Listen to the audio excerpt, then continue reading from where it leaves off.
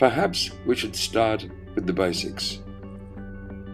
What is a Buteyko practitioner?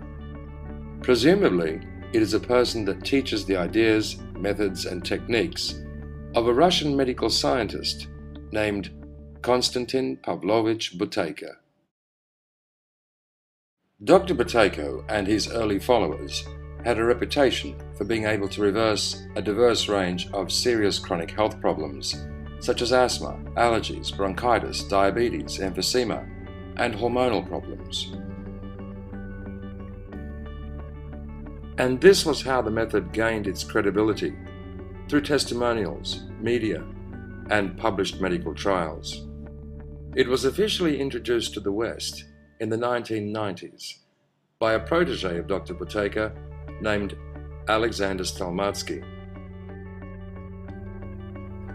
Alexander proceeded to demonstrate the kinds of results which Buteyko was famous: reversing asthma, allergies, diabetes, chronic fatigue, sleep apnea, and so on. The method spread.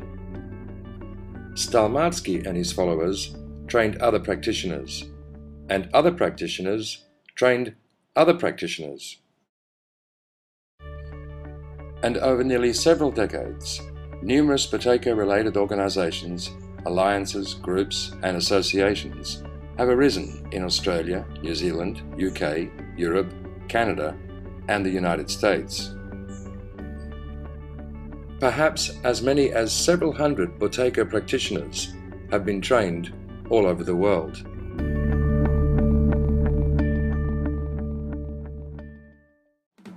But it would seem that less than 10% of these Buteyko practitioners remain actively engaged in teaching the method.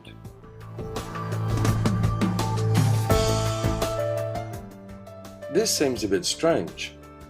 If they can reverse serious health dilemmas, what prevents them or discourages them from doing so? Something is wrong here.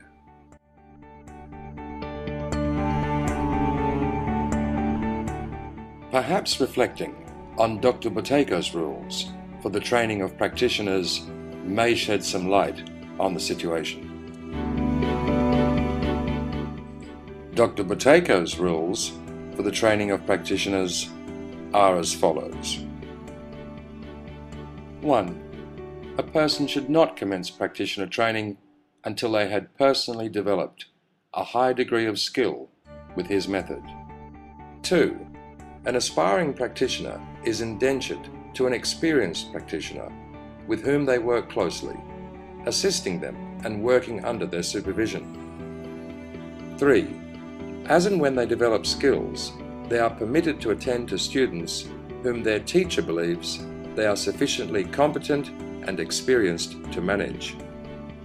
4. When Dr. Buteyko managed his practitioners directly, they received a certificate after 2 years of supervised practical work. 5.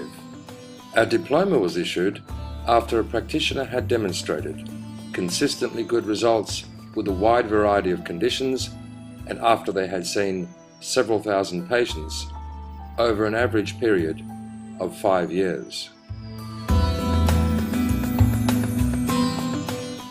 Roughly speaking, a practitioner was not considered qualified until they had seen several thousand students, usually over a period of 5 to 7 years. Russian practitioners who worked with Dr. Buteyko from the mid-1970s will confirm this.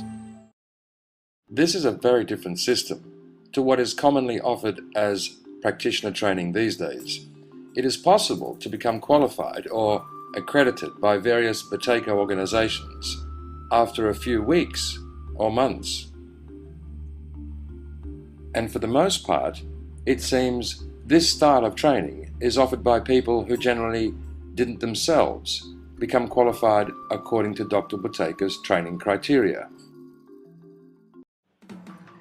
Now let's go back to this strange phenomenon wherein so many practitioners have trained, but so few have been able to establish ongoing Buteyko practices. It varies from country to country, but generally speaking, most trades and professions require training from 4 to 10 years. It would seem peculiar to think that a person can be adequately trained and qualified to reverse several hundred chronic diseases in a matter of weeks, but would require 4 years of training to become qualified to cut hair or make pastry.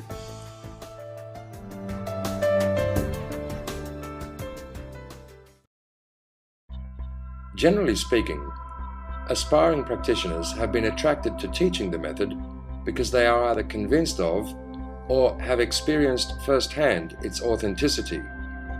So we do not wish to raise any controversy around what are obviously sound intentions.